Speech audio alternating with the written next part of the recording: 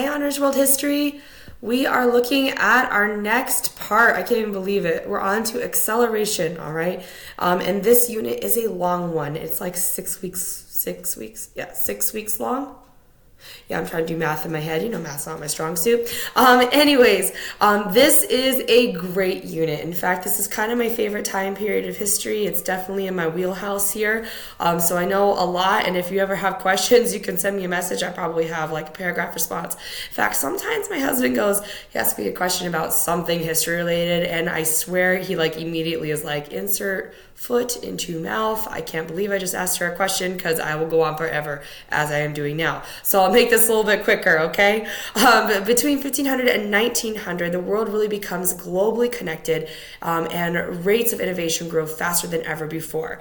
In this unit, you guys are going to examine how changes of recent centuries have led to humans across a new threshold of complexity and generated entirely new types of societies, possibilities, and challenges. Human power over the biosphere has increased so rapidly that one scientist actually argues that we've entered a new era in the Earth's history, the Anthropocene, which you'll learn a little bit more about as we get into the unit. It's an era that's really dominated by humans, and there's still kind of some debate about whether or not this is even really a thing. But in this era of human domination of the biosphere, there have been both positive and negative impacts, as you could possibly imagine.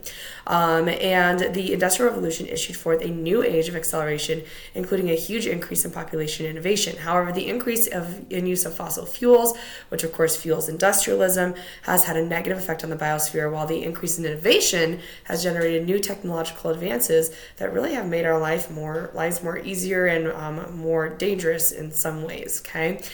I really hope you enjoy your this unit in general. It's a great one. As usual, I have our driving question placed on here and your learning objectives as well, okay? Please let me know if you have any questions, and I look forward to working with you in this unit. Thanks, guys.